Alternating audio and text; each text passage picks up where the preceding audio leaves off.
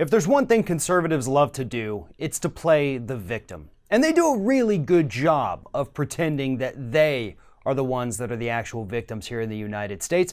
And that was on full display this week in an article written on The Federalist by a man named Chad Felix Green.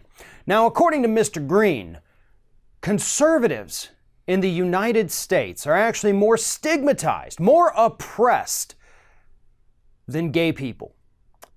It is more accepted in the United States to be a member of the LGBTQ community, and they have more rights and more freedoms than conservatives do in this country, according to Mr. Green. I'm going to read you a couple quick little excerpts from this guy's article here, and we'll go from there. Today I look out across the turbulent sea of political discourse and ask, why would anyone choose to be a conservative? To be a conservative means to openly invite others' hatred into your life and to lose your humanity in the eyes of strangers who view you exclusively through stereotypes and prejudices.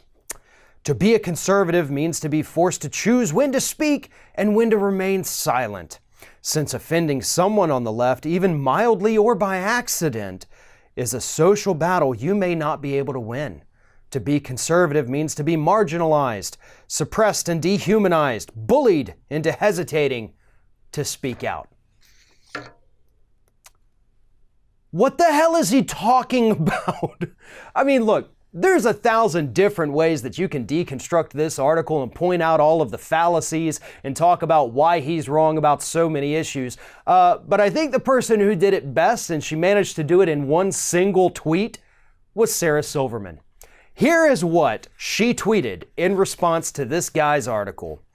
Did conservatives have to fight for the right to marry, have children? Do they get beaten up and murdered for their identity? Does the VP want them to pray the conservatism away? Do conservative children kill themselves at an alarming rate because of how they're treated at home and school?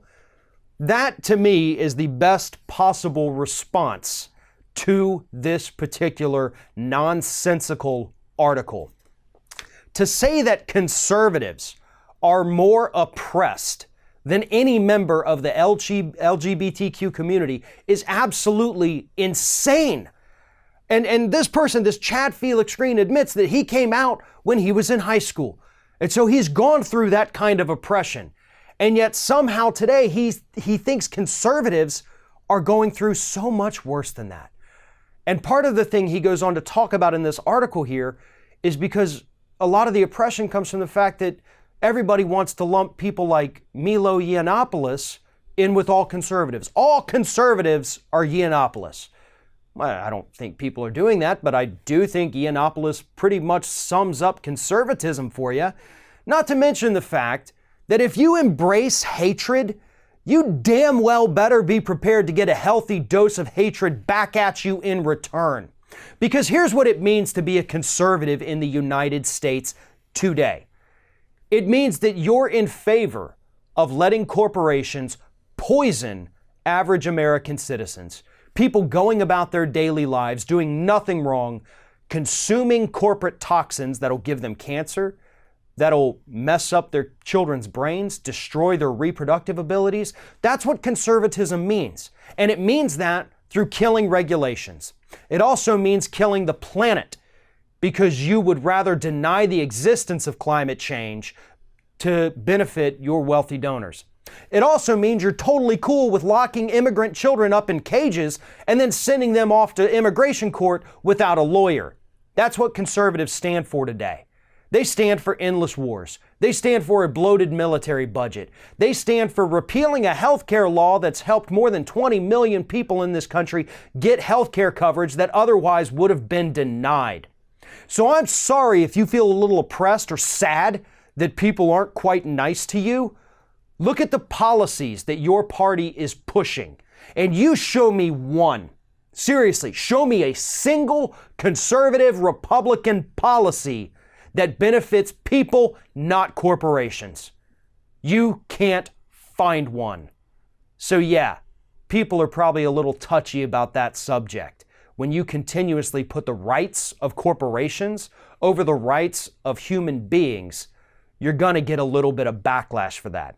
When you're okay with your party standing up and oppressing certain groups of people as part of their platform, saying that women shouldn't have as many rights, saying that if you're a certain religion, you shouldn't have as many rights, and hell, maybe we'll just ban you from coming into the country, your party owns that. You are the party of oppression and hate. So don't whine on the pages of the Federalist when a little bit of that anger gets redirected back at you. One of today's video sponsors is Skillshare.com. Skillshare.com offers thousands of tutorials for any skill you may be looking for, whether it's to just better yourself as a person, or perhaps you need to learn a new skill for a new job or career advancement. Whatever it is, Skillshare.com has exactly what you need. Me personally, I've been going through and I'm actually taking one of the courses right now on video editing, something I know nothing about, but obviously given my career, something I really need to learn about. And I am learning a lot right now from the courses available on Skillshare.com.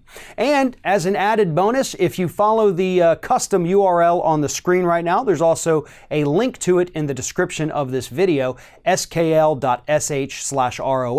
The first 500 users to sign up at that custom URL are going to get 2 months absolutely free. That's 2 months to surf through the entire Skillshare.com catalog, whether you want to learn about cooking, video editing, Photoshop, business techniques, or even just how to make a resume. Skillshare.com has everything you could possibly need.